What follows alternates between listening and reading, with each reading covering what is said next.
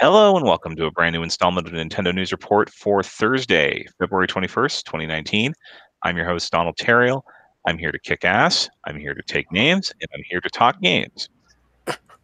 Joined tonight by people in order of most snow received in the last 48 hours. Justin Brude. Hello, Justin. I didn't get that much snow, but hello, everybody. And in the stunning upset, he defeated Zach Miller. Hello, Zach. Hello. Yes, we got snow, but not very much at all. You got a light dusting. Meanwhile, we got about 4 inches today, I think. Oh, jeez. And the sad thing is, that's a light day for us. Oh, really? Yeah, but let's get right into it here. I think the first thing here, you two weren't on the show last week, so we didn't really get a chance to get any hot takes for you from the direct. Anything on that standing out for you guys? I gotta remember everything that was in the direct. I am excited for a good Zelda game. That's number one that I have to say. I mean, it's been a long time since I played a Zelda game on a console. It's been. I am very excited about that.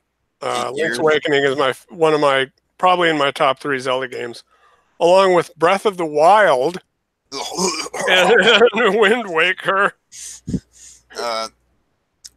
Yeah. I'm glad this game is getting remade because there are some like slightly archaic pieces to Link's Awakening, so it'll be nice to see those polished up a bit in this remake. Like only having 2 item slots active at any one time versus 6? Oh yeah, there's like little things like that, but I think I went back to it recently, or a few years ago when it came out on 3DS, and I didn't play through the whole thing. I've actually never played through the entire DX version, only on the 3DS. I actually don't own the DX version. Oh, really? It's one of the few Game Boy games I kept around.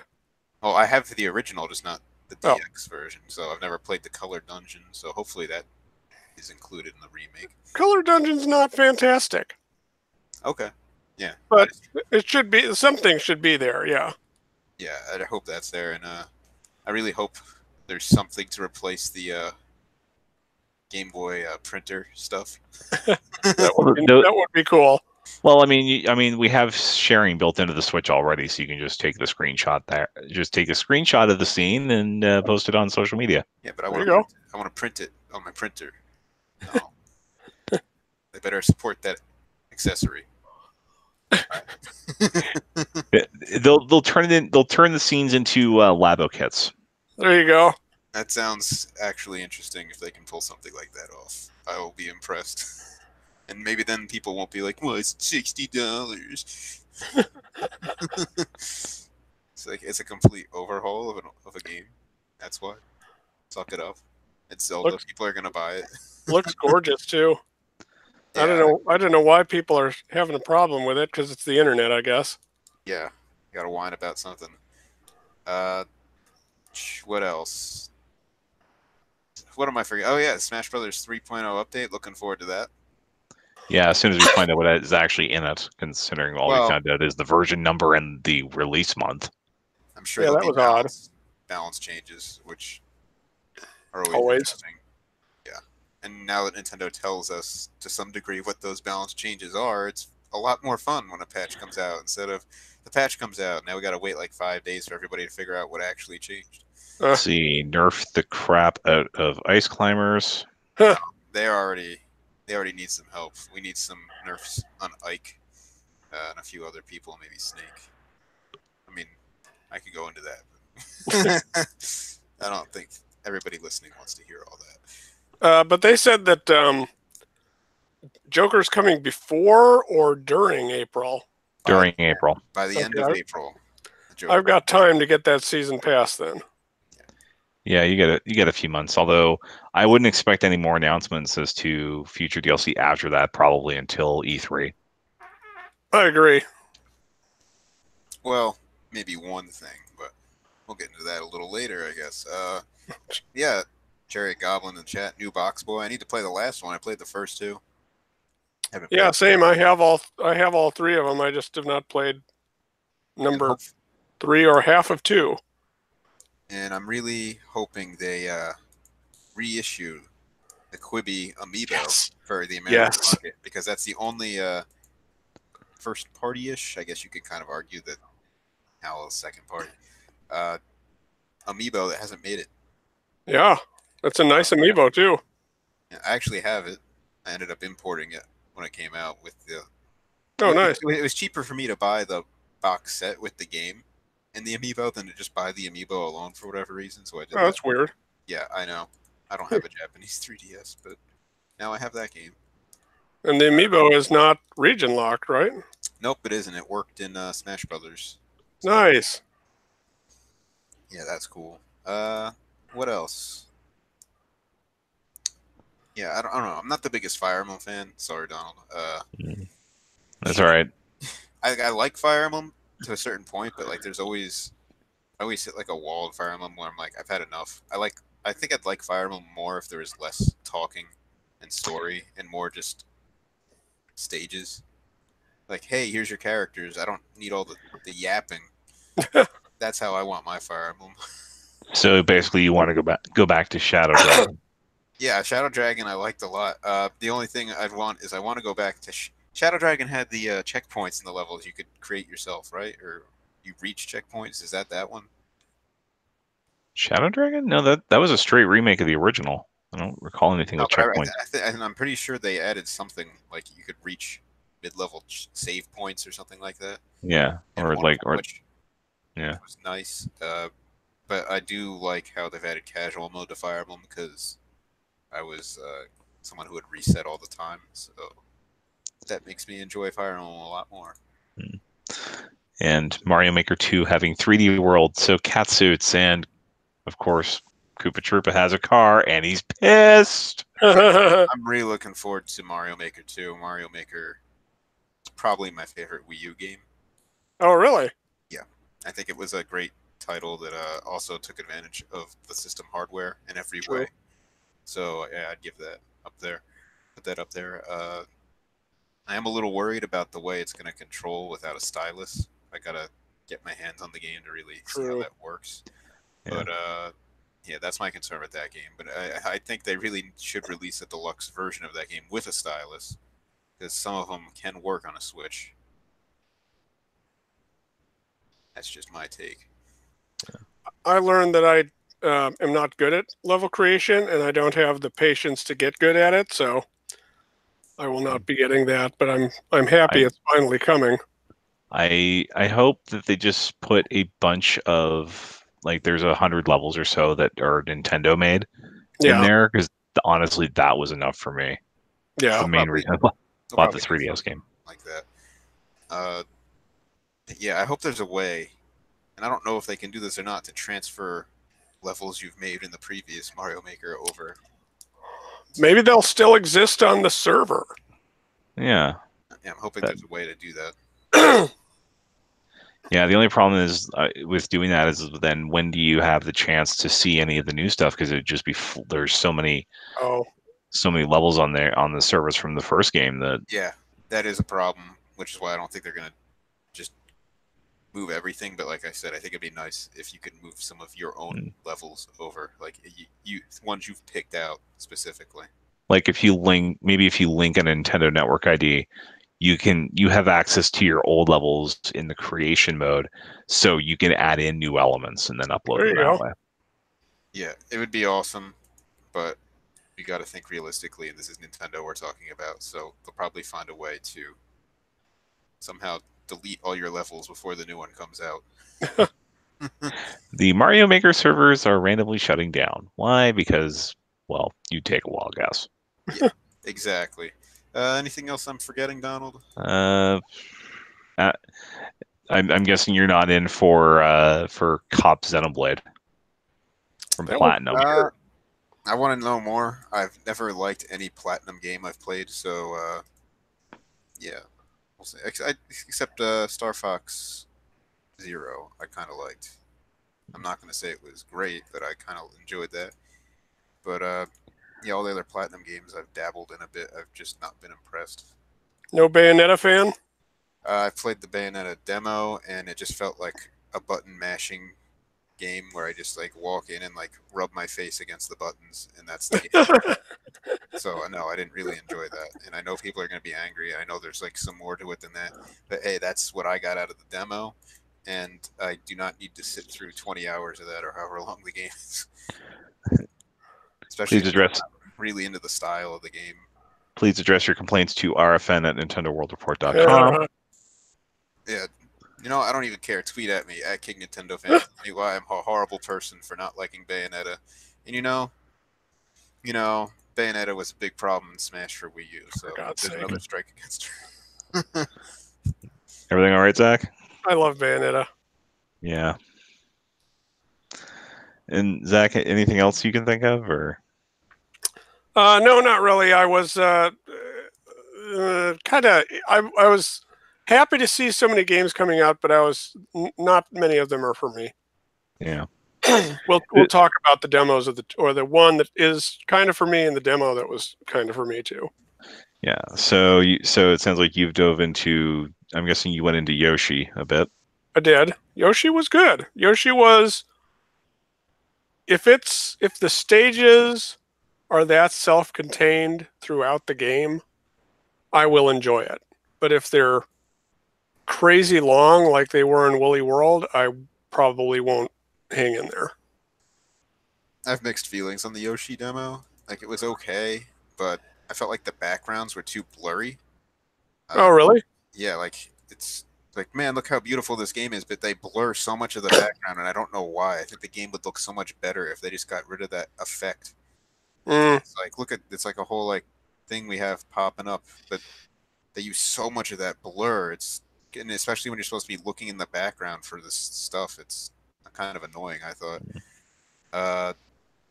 Also, I kind of didn't like how after you beat the level completely going both ways, they have that thing. It's like, go back and throw eggs at the cows. It's like, oh, that was weird. I already went through the level and got everything. Why didn't you tell me that before I did it the first time? And I would have done that at the same time. But instead, it seems like some padding to make 100%ing the game longer. Oh, it's definitely padding. It's like, why? Why would you do this? I don't understand. It's kind of weird, and it didn't even take that long to do. And I'm kind of worried about what the other levels are going to have for that, because you know there's going to be some that are complete BS. Oh, yeah. Because it's probably not all going to be hitting things in the background. There's probably going to be things that are way worse. Like Poochie in an auto-scroller. No, it's going to be like, get Poochie to the end of the level, but like you probably don't even know where Poochie is in the level. You have to find him in some hidden thing and then do something stupid to get him to the actual end. It's going to be stupid. You know it's happening. I liked finding the little baby Poochies. They were very cute. Yeah, I didn't mind that, but I don't like the time limit on that. Oh, that was weird, yeah. I thought it was going to be more of like a hide and seek type thing where I just have to find them, and I didn't realize it was timed. So I don't know. I'm kind of mixed on Yoshi right now. We'll see what happens. I'll definitely get the game when it comes out. All right. So I have to ask, how close are we all to getting a Borscht Royale in Tetris 99? Not close. I think I got my highest was 8th place. It's a fun game. I don't understand the strategy with choosing your opponents, but it's fun. It's Tetris, competitive Tetris. It's kind of, I find it kind of depressing that the best I've been able to do is a silver. I got second, but I haven't been able to break through to the top yet. Second place maybe 5 or 6 times, which is frustrating. I just want one win, and then I don't have to play it anymore. I'll be done. Well, the weird thing about the game is that so much of it seems like it's based on luck, and not necessarily playing well. Oh, without a doubt. That's one thing I'm kind of not liking about it, because it tries to split your attention between you playing Tetris and you aiming for certain people. And I know they kind of use the right stick so you can choose a different category of people, but still, it's kind of random. You could be picking something wrong, but you can if you can break your brain up or maybe have a second person reach over the controller and do it for you, target specific people playing with the left stick. Yeah. What are badges? Does anyone know what a badge is? It's basically, it gives you more power when you're sending garbage. Like if you have more badges, you can send it 4 lines with a double. Well, how do you get more badges? You have to knock people out. Oh, okay. But I think if you knock someone out with badges, you get their badges or something. Yeah. Oh, okay. Huh. So yeah, there's some strategy to it, but at the same time, I feel like there is also luck on top of that. Yeah. Yeah. Because the one time I got down to silver, it's like, oh god, I'm in second, and I've got 3/4 of the screen. I try to peek over, see how the other guy's doing. He's barely halfway up, and yeah, I'm screwed. Yeah. That and I tend to play a little bit of a turtle style. I just pick randoms and go to town and just try to clean up the mess, which works really well until you have 23 rows of garbage coming at you. True. You never want to be the main character in Tetris 99 because you'll be out in 10 seconds. Well, I think the benefit is if a bunch of people are targeting you and you hit send or target the people targeting you, you can send lines to all of them. Oh, really? Yeah, so that's like your defense. If you switch to that mode and you send garbage, it goes to everybody. Or so I've heard. So basically, Tetris 99 is a dark art. Yes. Things I like about it, some things I don't like about it. So, and I want to talk about Daemon X Machina. Yes, I'm very curious about this. It's garbage. Oh. This game is trash. Good Like, to there's know. a ton of customization options, but oh my gosh, why would you put a demo out for this game? It's so bad. Like, oh my gosh. Bad as in an unfinished state, or it's just not a good game? Doesn't matter. You put a demo out. Well, I mean, they are taking feedback. I think they'd like something a little bit more constructed than this game is trash. Oh, the controls are horrible. It felt like it was hard to like aim at anything. It just feels very unpolished in every way, shape, and form. Kind of looks unpolished. Yeah, it doesn't look very nice either. So I don't even know what to think about this game. Like, I was hoping this would be like a fun mech type game, but no, I really don't have any hopes for this product at this point. I really don't know why they put a demo out for this. It feels like a huge mistake. They're trying, unless it was like a "we warned you" type demo. But don't be angry when you buy this game. I don't even know what's going on. Boss fight, I beat the boss fight was hard. Chariot Goblin's talking about it in the chat, and I did lose to the boss fight the first time. There's specific weak points, but the game doesn't really tell you what they are. You just kind of have to figure them out, and it takes so much damage to them.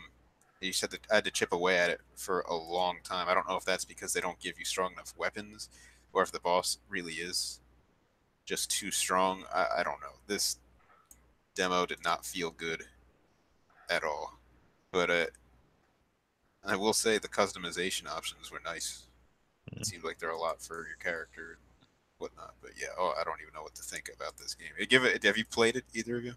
No. I have the demo, but I have not had time to boot it just because I was reviewing stuff all weekend. So, guys, just please play the demo and see what you think, because I want to make sure I'm not alone in thinking this game.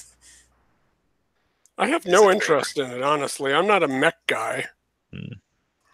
I'm willing to give it a shot, especially after Xenoblade X. So maybe this is the summer, aside from Marvel, is just going to be the summer of Donald between Fire Emblem and Daemon X Machina. Oh, there you go.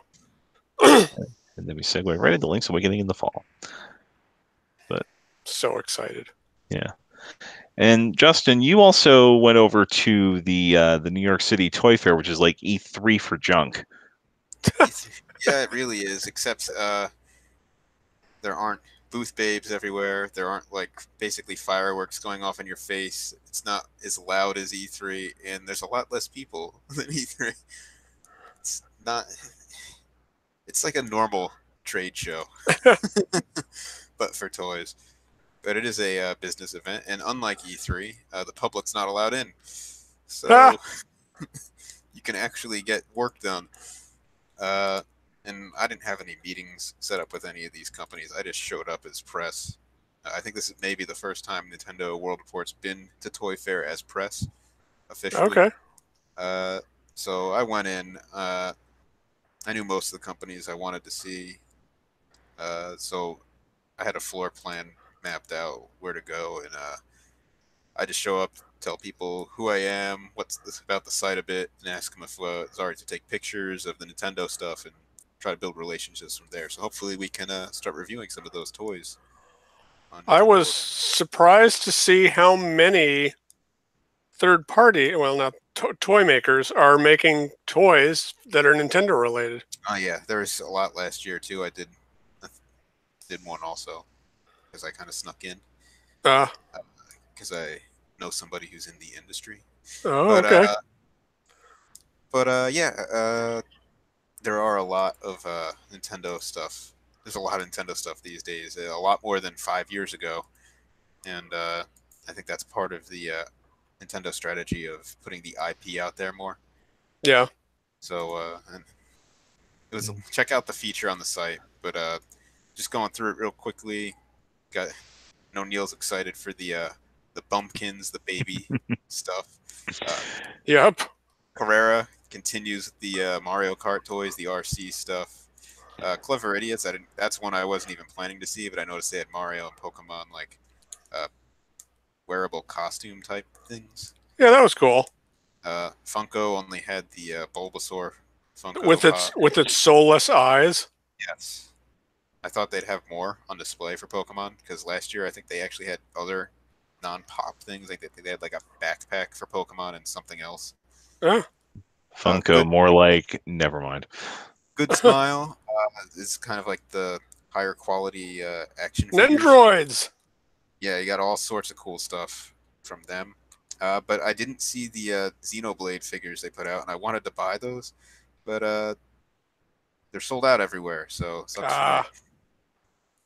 Jack Pacific, World of Nintendo. Gotta love World of Nintendo. I collect that line. So there's a lot of new stuff there, like new figures. Bowser's Castle playset is probably the highlight of what they were showing off. So you got like a Bowser's Castle, and it does have sound effects, and I think like a trap door and things like that. Just Funky has some fun Pokemon drinkware, I'd call it, I guess. So different cups and things like that. I think that's the industry term, yeah. Yeah, is that the actual? That's what I saw in the Atlas customer survey. Like, do you want drinkware? Do you want T-shirts? It's like, where's the soundtrack options? Just Toys International has the Warp Star license, which is Kirby. So they have a bunch of Kirby stuff. Oh, I loved all that Kirby stuff. I want all of those squishies. Yep. Little Buddy has been putting out like the American version of Japanese plush for a while, so there wasn't too much new there, I don't think. But that stuff is really nice as far as plush goes. It's not. I wouldn't say it's as cheap as the World Nintendo plush lines. They feel higher quality, and they have. I noticed they had Pikmin now, which I don't remember them having, and I really want that Olimar plush, which looks cool. Paladone. Paladone always impresses me. They have a lot of cool Nintendo items, cookie jars, themed lights. One thing that I really like, which is new, is the Donkey Kong money box. I tried. Yeah, that was cool. Yeah, they showed that off to me, so you can like drop a quarter in at the top, and it rolls down the girders like a barrel in Donkey Kong. So that's really fun. And I like the NES controller lamp. So they have a lot of fun stuff that I'm always impressed with Paladone. They have a big presence at Target. Yeah, they've been filling in there, and GameStop also. Some of their stuff shows up at. But I think Paladone is a European company, so it may be hard to find some of the stuff they produce in the States. Okay. I was talking to them a little bit about that. Perler, some Mario and Zelda Perler beads, so you can actually have official ones now instead of all those bootleg ones. Well, I have the Super Mario Brothers 3 Perler set, or the book. I have the book, and I was surprised that there's not a Zelda book. There might already be a Zelda book. Yeah, I don't know what they have fully. They only had a couple things there at the show, but I made sure to get some pictures of that. What's next on my list here? Pokemon Company International. So they had some stuff I think other companies make shown off in their booth, but they have Pokemon cards also, and it looks like some stuff that's going to be sold on I'm guessing PokemonCenter.com for Detective Pikachu the movie. So there was a lot of stuff from that, like the Rhyme City Police Department hat, polo shirt, and badges and things like that. And I don't know if this is something they're going to sell or not, but on the back wall by like where they're giving out beverages and stuff to the media, they had different metal signs, and one of them said Cycling Road, which I really liked. I think I put a picture of that up somewhere in the future. But yeah, there's fun stuff like that. They had a Detective Pikachu Pokemon card that didn't attack. Yeah, after you said that, I looked into that, and yeah, it doesn't attack, but it lets you search the next couple cards in your. Yeah, so you're just sitting there, and every turn he's just going to take damage while you cycle through the top 4 cards. Yeah, I think he's meant to be. I think it's meant to be like a tank. If you're trying to draw for something, you play that and hope for a miracle. Okay. Yeah. Okay, so that makes the high HP makes sense then. Yeah, you're looking for specific cards to build up your hand, so then you can execute a strategy. There you go. Pyramid America. I really enjoy Pyramid America stuff. Their main thing is different Nintendo wall art, and they have so much of it. So many cool things. Some retro stuff, some more modern stuff. As far as the retro stuff goes, I'm very happy to see that F-Zero was represented at Toy Fair with the old school F-Zero box art, wall art. But yeah, I really like what Pyramid America is doing with all their different signs and stuff. Oh, and there was like a Link to the Past stationery. So there's some erasers, some Pig Ganon, who should be in Smash Brothers as an eraser and stuff like that. Yeah, I'm happy to see Link to the Past merch because they haven't been capitalized. I feel like Nintendo hasn't capitalized on that game recently as much. There's been a few shirts, but as far as merchandise goes, it's been mostly the original Zelda. True. Also mugs, floor entryway mats, and I like the Super Nintendo one the most out of that. Different notebooks. I'm just scrolling through things here, but Pyramid America really has nice stuff if you're trying to set up a game room or something like that and want some cool art to hang on the wall. Definitely check them out. Sun Stashes. I don't think many of these are new, but it's like sunglasses with mustaches attached on some of them. The Waluigi one definitely is the winner from that company, because we all gotta love Waluigi. Tomy, tons of stuff from them. Giant Mario Kart plush, which got announced during the show and should be hitting retail stores soon, is awesome. But they have a ton of decent Nintendo plush, and they also have Kirby as well, and different is it gotcha figures? Would you call it that? Yeah, where you have to blind boxes. So if you're lucky, everybody, some of the older Tomy ones, I don't know if you could still do it because I haven't really gone after them in a while. You can like bring a light and get your cell phone light, shine it through the holes in the box, and try to look for the right colors in there to make sure. Sit there for 20 minutes and still you don't get a double. And Wicked Cool Toys had a ton of Pokemon merch. Detective Pikachu, the movie stuff. A Ryan Reynolds talking Pikachu plush. More action figures. Tons of action figures. Oh, a Ditto. It's squishy. You can like kind of squeeze it. Which nice. Weird, and I probably shouldn't have touched that at a trade show. But I did it for everybody here. It's squishy. Flopping Magikarp was fun. So I actually need to fix that picture on the site a bit. But yeah, you can like press Magikarp and he flops around a bit if you put him down. So that was really neat. But yeah, that was everything at Toy Fair, really. Oh, So I had a question about this when I was looking through your pictures. Has there ever been Metroid merch? There is some Metroid merch. There is some there. Good Smile has. Oh, they Metroid had stuff. another. Yeah, they had another Figma of I think Samus. Pyramid America has done some Metroid wall art and stuff like that. Okay. Yeah, there never really is too much Metroid merch. I know currently in stores, Jack Pacific has, if you go to some GameStops, you can find like a 3-pack with Samus and 2 Metroids. Oh, really? Yeah, it's like I think it's the 2.5-inch figures. So At Walgreens, they're selling a 2.5-inch Samus that's the Phazon suit. yeah, that was an exclusive from like a couple waves ago. Oh, really? So we're just now getting to our stock? Yeah, I guess so. But Walgreens is really hard to even understand what the heck's going on with their distribution. When they have exclusives, I want to tear my hair out because they're so hard to find. Yeah. But luckily, Perry on the site found one of the most recent ones and is gonna send it to me. But Nice. man, Metroid merch. Yeah, there's some T-shirts and stuff that wasn't at the show. That's available now, but it's not the most readily available. Oh, and Zach, if you really want to drop some cash like I have, you can pre-order the Meta Ridley from First Four Figures. Yeah, that thing looks insane. Yeah, First Four Figures quality is going up a lot over the years, but they weren't at Toy Fair, unfortunately. I would have loved to see what they're up to. Yeah, they had a Samus, a Zero Suit Samus, a long time ago. Mm-hmm. I have all of that stuff. It was not good. No, it wasn't very good.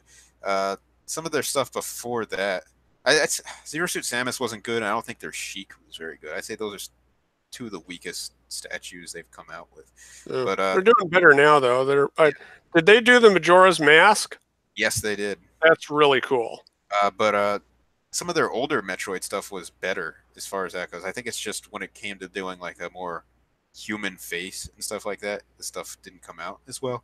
Yeah. But if you look at like the Samus, if you look up the original Varia suit, the Gravity suit, which actually is extraordinarily rare, which I have. I think I bought it for $150, but I've seen it go for around $3,000. Oh, good Lord! Yeah, because they made less than 250 of them. Oh, and it's nice and it's rare. So, and there's a what is it? The last suit she gets in Prime. What? Phazon suit, which lights up. Those are smaller, cool. But yeah, those are really good. And there's a new Varia suit, a giant one coming out pretty soon. I mean, it's been up for a while for pre-order, but it's actually being shipped soon. So, okay, look forward to that. It's a lot of good stuff from First Four Figures, but of course not totally fair, unfortunately. But yeah, I think overall there's a lot of awesome stuff to see at the show. I'm glad I went. I hope I saw everything. Actually, I didn't get into Mattel because it was by appointment only, and they weren't letting media in the day I went. So I don't know. That's weird. Yeah, why would you have an event like that and have a day where media can't come in? I don't understand. Yeah, who's supposed to go in if the public's not there? I was talking to another collector, and he told me he heard it was only influencers who are allowed in that day.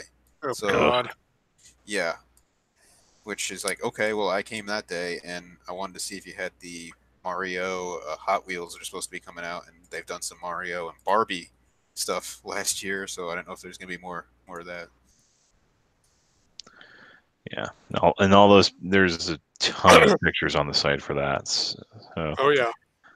All right. Yeah, definitely check that out, because I'm still exhausted from getting that up as quickly as I did. Yeah. I'm sure. All right. But obviously, we move now to the news, and of course, the big news of the week happening today, as the executive shakeup at Nintendo is, I guess, finally complete. For Reggie Fils-Aimé stepping away after 15 plus years at Nintendo, and 13 of it, at least as president and COO, and later becoming CEO of Nintendo of America as well after Iwata's passing. Not sure. I'm not sure his exact title off the top of my head, but I know he wasn't at the very top because I think I don't think he ever. I'm not sure. I don't think we ever got clarification on that. Yeah, could be wrong. But yeah, I know in the past he wasn't at the top because Iwata was above him, and before that, I think Kamishima was still above.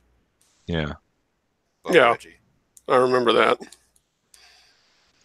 So yeah, I'm not sure if he was actually at the top there, but yeah, I think I believe it was he did become CEO because Iwata passed away, and then Kimishima took over the head job in the mothership. So that would have probably fallen to Reggie by default at that point. So he's there for he comes in and he joins in 2003, makes his public debut at E304 with the I'm here to kick ass and take names and all that, and that famous speech. Therefore, he got the DS out in America first, right? And was a huge into the Wii. Got dealt a really bad hand with the Wii U. Let's say that. Yeah. And then they crusted back up with the Switch, and now they've got one of the most successful platforms in the world right now. So yeah, I mean, I think when Reggie first came on the scene and made that public debut at E3 2004, it was very energizing to the fans because Nintendo of America didn't really have any public figures that were really, really out there, and True. Reggie coming out like that really energized fans. Like, yeah, this guy's like out for us, it felt like, and like saying things we want to hear and giving us exciting new news. And that was like also when Nintendo finally announced plans for online stuff along with the DS. So that was exciting. So it's like, oh, this guy's saying this stuff that like Nintendo, I wouldn't expect Nintendo to say. He's giving us online, a new 2-screen platform, Twilight Princess, realistic Zelda, which at the time was a big deal because a lot of people were still not happy with Wind Waker. Dumb people. I still think Twilight Princess is the better game. Oh my gosh. So. Oh my gosh. Oh. I think Twilight or Wind Waker tells the story better. Yeah. I like the animation, but I think the better game is clearly Twilight Princess. Man, how are you still on this website?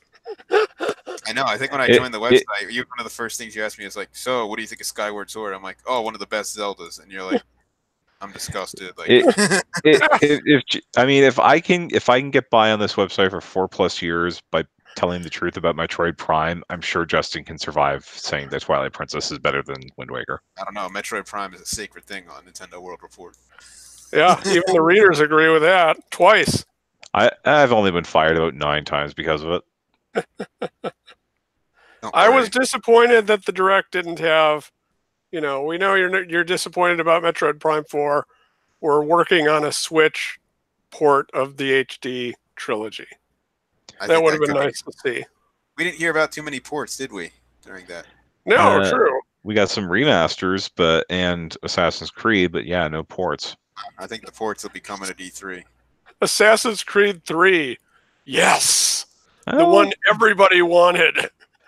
I might buy it for Liberation. Oh, it's not good. I played it on Vita. It's not a good game. Liberation was actually the first game I got for my Vita. Oh, really? Yeah, I bought my original Vita was a white one, which was an Assassin's Creed bundle. Oh, cool. Yeah, that unfortunately got lost. But so Reggie, of course, stepping down, and his replacement is Doug Bowser. Took about a second and a half for the jokes to start flying about how Bowser's taken over Nintendo of America. Yeah.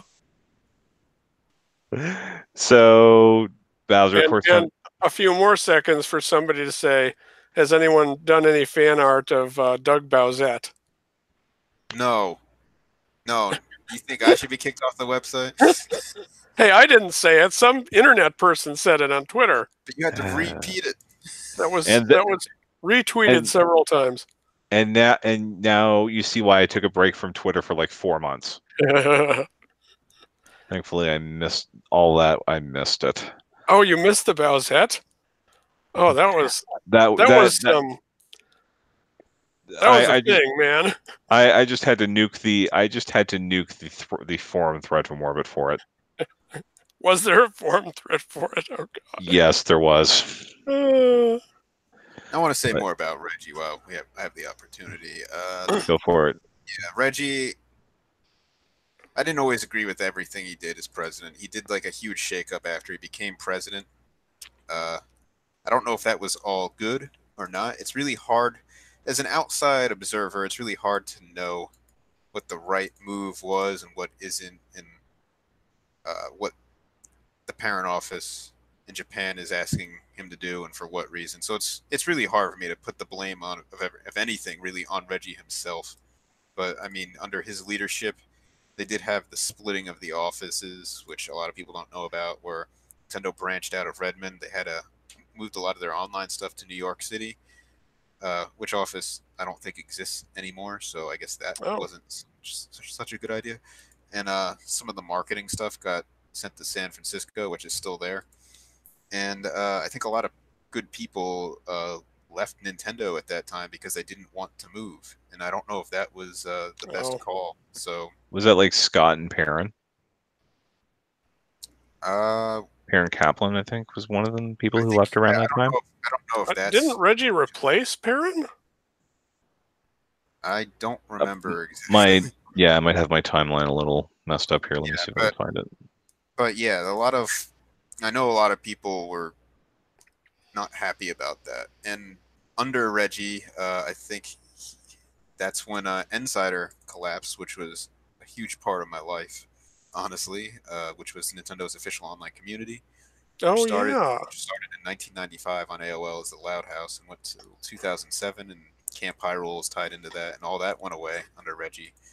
And a lot of people think he's the one who pulled the plug on that, or part of the reason the plug was pulled on that. But yeah, it's like I said, it's really hard to know exactly what was his exact doing and what wasn't. But a lot of good things did happen under Reggie as well. So there's good and there's bad, but I really think he was a fun president. Mm-hmm. He was a public figure who was out there, which, like I said earlier, you didn't see much of. And with Reggie gone, I'm hoping Doug Bowser actually steps into that role more and is more forward speaking with the fans. Like I felt like over the last couple of years, Reggie has been more in the background. So maybe it's been leading up to this. He hasn't been in all the directs. True. Things like that. So I was kind of curious what's going on with that. Yeah, when we've gotten press emails from Nintendo in the last couple of years, there's been a lot of quotes from Bowser. Reggie, not so much. And of course, Koizumi's taken over the directs worldwide because with Reggie retiring in April, that means that in the last 12 months, we've had a change at the Nintendo's president in general, from Kimishima to Furukawa. The head of NOE has gone back home, Satoru Shibata, and now Reggie. So sort of the three main regional heads of Nintendo, or at least the two biggest regions and the mothership, they've all changed in the last 12 months. That's true. But at this point, when you've got something going great guns like the Switch, go out on top. Yeah, and you can afford to do something like that too. Yeah, and Reggie has one final announcement for everybody on the day he's leaving. It'd be awesome if he just pulls out of his pocket like he did with the DS, like Switch Micro.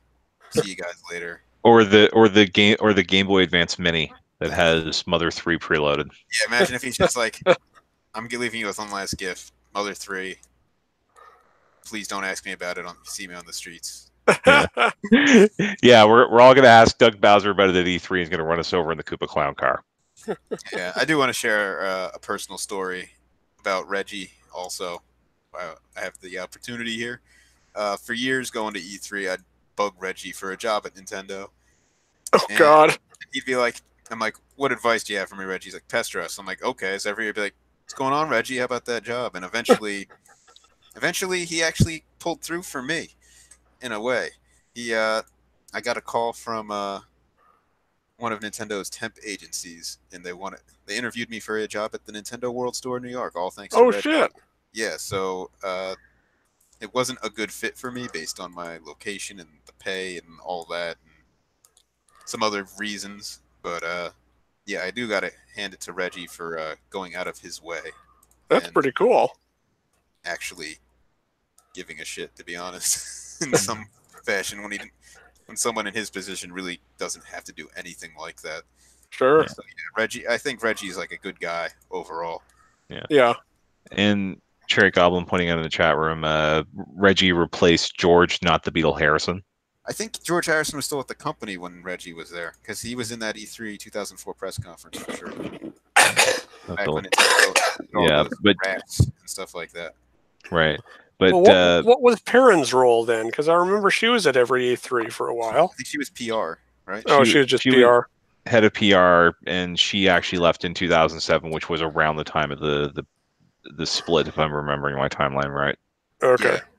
And Reggie, I think, also was responsible, or maybe it was a larger decision. But under his reign, they built the new Nintendo of America headquarters.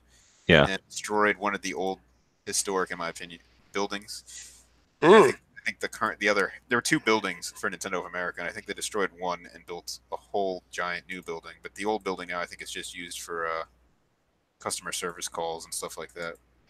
It's where they store all the old radar scope arcade machines. No, that's actually their North Bend facility, which is a shipping and distribution warehouse. Oh, well then. All right. And yeah, so again, April 15th is the big day, is Reggie's last, and then Doug will take over the following day. And we'll see how that goes. It's going to be a very interesting E3 showcase, let's put it that way. Yeah. Yep. Reggie for Smash. He's in Smash. He's one of the first Mii fighters revealed. Oh, yeah. That was definitely a Reggie highlight for me, that Iwata versus Reggie. That's going to be the video art for the YouTube version of this show. Is going to be a scene from that E3 2014 video. Also, the one where he roasted, I believe it was supposed to be Chris Kohler currently of Kotaku, alive for asking about Mother 3. I really liked Muppet Reggie. Yes. That was great. I mean, Robot Chicken Reggie. Yeah, there's so many good Reggie things. He was such a great character for Nintendo. And that one time, I think they gave out... I managed to get a hold of one. I don't remember how. But I think it was given to GameStop employees. The Reggie Bruce Lee with the Wii Remote and Nunchuck shirt. Oh, wow. I have to find an image of this for you guys. But it was a ridiculous official shirt with Reggie on it.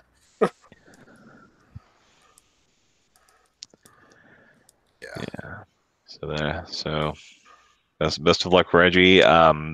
Officially, he's retiring to spend more time with his family. So have a Bigfoot pizza tonight for him. I wish I could, honestly.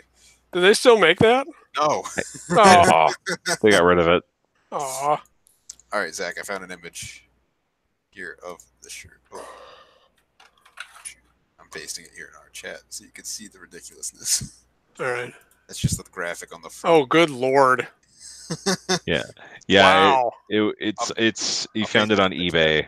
That's a hell of a thing. That is disturbing in many ways. All right. So real quick, since we're almost at midnight here, my time. NPD results came out yesterday morning for January. Switch best-selling console in terms of money and sales, or unit sales, and was the only console in the US to be up year over year, which last year's January was technically 5 weeks. So Smash Brothers really putting in work for building up the sales momentum of the Switch. Oh. And Mario U finished third in its debut month, actually outselling when it launched with the Wii U. Well, I wonder why.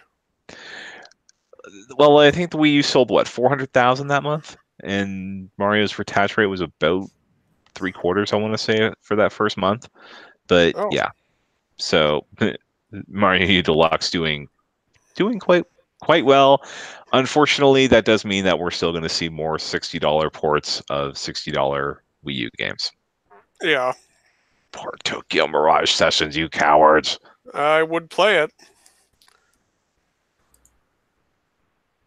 Yeah.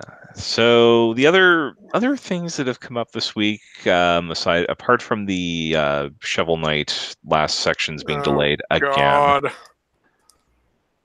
I don't know why that annoys me, but it really is starting to annoy me.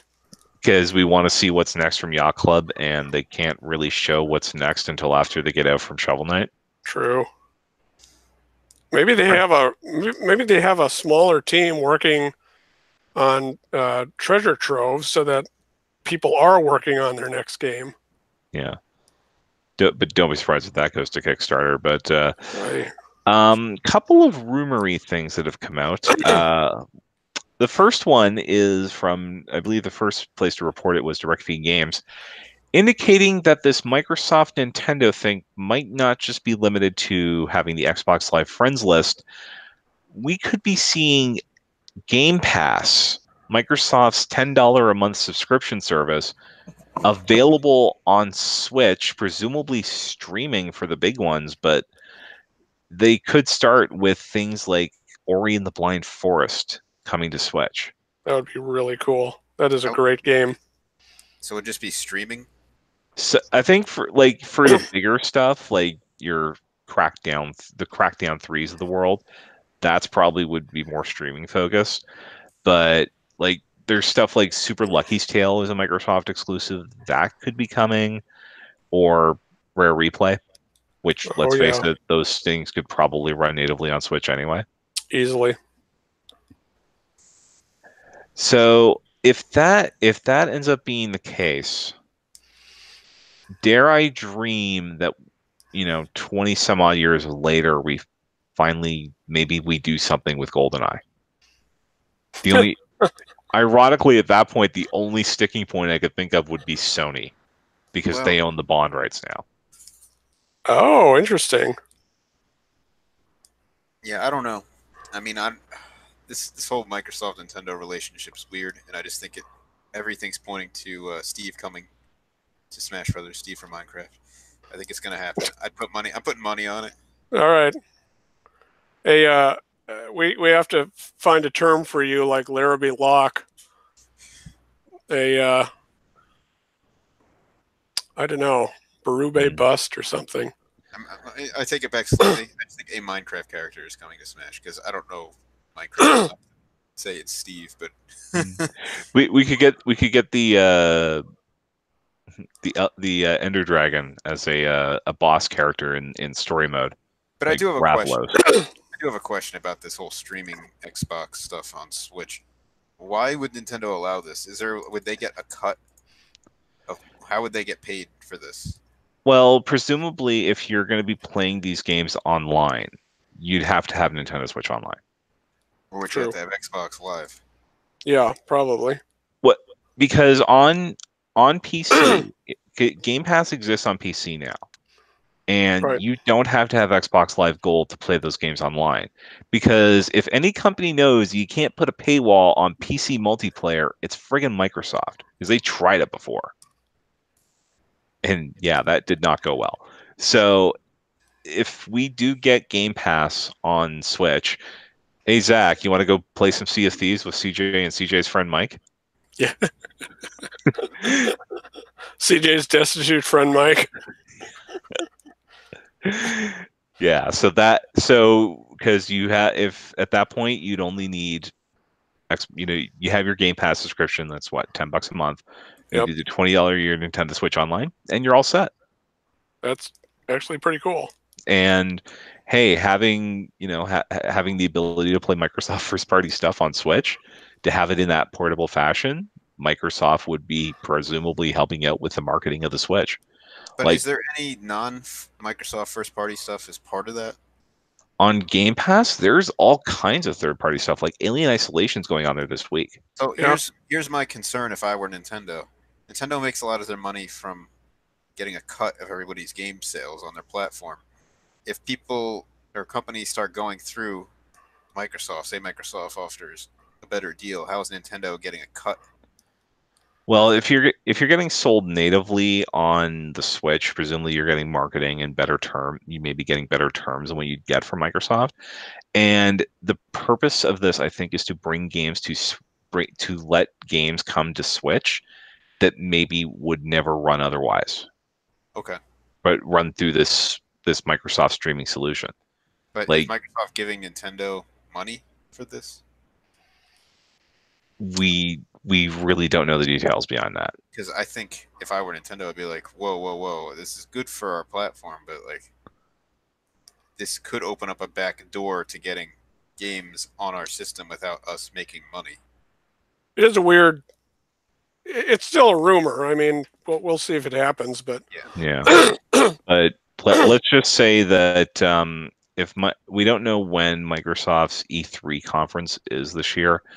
I did apply to go to E3 this year again, and if it comes back that I'm good, I'm honestly going to try to get into Microsoft show. Nice. Just to see where they're going with this. Well, and has Microsoft ever said how well the Xbox One in any of its permutations has sold? They stopped reporting Xbox One numbers, I want to say in late 2014. So, since then, their main concern at this point is subscribers, whether it's Xbox Live or Game Pass. That's what they care about. So they wouldn't report hardware numbers for Xbox One because it's not really relevant to them. So I wonder if they could see this as a way to get out of the hardware game and save a lot of money. Because I mean, they already announced that there's going to be a next system. They announced that last year. Did they? Okay. The code name Scarlet. Scorpion. No, the Scorpio was the Xbox One X. Oh. This one's called this new thing that they've got is codenamed Scarlet. Okay. But we don't know if that's a souped up Xbox One X, which would presumably run, modern or at least year or two old PC hardware, or something completely different, like just a streaming box. Okay. So we don't. So we have no idea where that's headed. Maybe it's called Scarlet. Maybe the Dead or Alive Scarlet will be an exclusive to it. Although it's coming to Switch. Yeah, at least in Japan, I don't think they've announced the localization for that yet. I doubt they ever will. We're not getting DOA Extreme 3 outside Japan or Asia. Nope.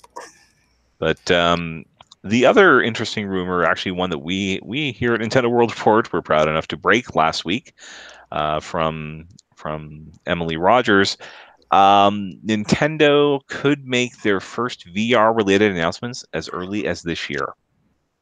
Oh, that's cool. And also that some third-party or some first-party software may receive VR support. There has been traces of a screen-splitting VR mode in the Switch firmware, and there also Nintendo had a patent for a head-mounted display that could house the tablet. Think the Google Cardboard. Google Cardboard, yeah. I said something about that years ago, and people laughed at me. I'm like, you could just take the screen and do something like that. It's an easy solution. Yeah. And you basically have all the hardware already. You think you could use like the Joy-Cons as the controllers in the same way you use the Move on the... Absolutely. We could definitely use the motion in that. Yeah. And you can use the motion in that. The only thing I'm concerned about is that the tablet has a really, on its own, if it's not docked, has a hard time outputting the kind of graphical fidelity that doesn't make people nauseous if it's being viewed in VR. Because a lot of games that I'm seeing on Switch, they top out at 720p when they're not docked, and unless whatever this thing is, because hell, for all we know, it's a Labo kit, which would literally just be cardboard that would be so great. Yeah, $50. There's your VR headset. Have fun. Yeah. But you're running. But if you're looking at VR at like 720p, that's going to be Vomitorium. Yeah, and I've tried PlayStation VR with Super Hypercube because puzzle games and RPGs are sort of my bags, and I could not handle that game, Super Hypercube, and that was running presumably at 1080. What do you mean by it can't handle? Like, what's the problem with the lower res? The lower res means the graphics get really muddy and washed out and potentially nauseating. Okay. It's hard for me to comprehend that, not experiencing it. So you remember how the Virtual Boy would give people headaches after a while? I think a lot of that was because people didn't take the time to adjust it to their eyes like it told you to do when you turned it on every time. Well, my problem was I never bothered to own a Virtual Boy because the only time I ever played it was demo units at my local Microplay. Yeah, that's the problem, because people would walk up to the demo unit, let me play this game, and it's like already on and nobody adjusted it, and they'd be like, oh, my eyes. Like it's really not assist, because every time you use the Virtual Boy, when you turn a game on, it puts like the 4 blocks in the corner and like a block in the middle, and you need to like adjust everything for your eyes before you start playing it. So think about putting that in a retail outlet where people are like, let me look in this and play a game, and after 30 seconds your eyes can't adjust because it wasn't set up properly. Of course, it's really a horrible thing to leave a demo unit out for when you think about it. Oh yeah. Especially when they charge $1 to play for 15 minutes. What? Yeah. They're actually charging you to play it? You could do like a micro rental of the Virtual Boy for 15 minutes for $1. That's so stupid. And the sad thing is, I think it paid itself off in about 2 months. Yeah, that's pretty bad, because I think like Blockbuster Video had demo units up everywhere. You could rent a Virtual Boy from Blockbuster. Yep, I rented games for it back in the day. And they gave you like a $10 coupon when you brought it back to buy one. And nobody did because they experienced the Virtual Boy. No, it was the first Nintendo system I bought on launch day. Really? Yeah. But maybe this means they're going to add Virtual Boy games to the service, recolorized, obviously, because I don't think anybody's up for playing Mario Clash or the first ever game to star Jack Frost in red and black. I'm ready. Or that Wario game, which is fun, but yeah, it's hard to play when everything's red. No, I'm down for the red and black, the authenticity. Oh. Yep. Justin, very much down with a wolf pack. Forever. Yeah. So I can't help but think there's that giant gap in Nintendo's release schedule between Yoshi and Super Mario Maker in June. What if they're putting that out sooner than we think? Like end of April. That would be something. That would be nice to have something worth talking about in that 3-month period, because otherwise, yeah, I mean, sure, all the RPGs in April are going to be great for me, but I don't think ports of Final Fantasy games and Dragon's Dogma are going to move the needle all that much. I'm really hoping, if this is a thing, which it sounds like it probably is, that we get Metroid Prime Trilogy VR. Oh baby. Oh baby. I think I just became ill. That would be amazing if it worked. Yeah. Looking around and picking things off, and that would be a lot of fun, I think, if done right. But you know what they're going to do, right? We're going to get Skyrim VR. Yeah, I mean, we will. You're right. And it will be $60, and people will buy it. Yep. Which I don't see how you can play a 90-hour RPG in VR, but who knows? Maybe VR has really come across, really improved in the last quarter century. I just don't care to find out. Next time, that there was that incredible sale on headsets on the PlayStation headset for like $200 back in Black Friday. Yeah. If that happens again, I am tempted to do it. Mm-hmm. just because I feel like there's potential there. I know it's nobody's really making games for it right now, but yeah, I know that Sony, like, I think there was a VR game developer who said they've been trying to get a hold of Sony to bring their popular game for VR to PlayStation VR for a year, and Sony's not answering their calls. Oh my gosh. But then again, Sony isn't answering a lot of phone calls in general right now. Don't call us, we'll call you. Basically. It's the return of arrogant Sony. If they had an E3 press conference this year, they would probably announce something that would be $599. Just get a second job. So it's always funny at these sort of generational inflection points how Microsoft and Sony are taking turns whacking themselves in the nads. That's true. And we have a system for people who can play offline. It's called the Xbox 360. How'd that work out for you? And that's why Microsoft doesn't give sales numbers for the Xbox One. There you go. All right. So that's going to do it for this week. Thank you very much for watching and listening. Plugs here. I survived the nastiest game of Jeopardy this website has or will ever see. You can find that on the Thirsty Mage podcast feed. Oh, you were a contestant on that? I haven't listened to it yet, of course, but I saw the categories and I was like, nope. The sad thing is that could have worked. Except nobody on the... It seems like the only person who played Skyrim wrote the questions.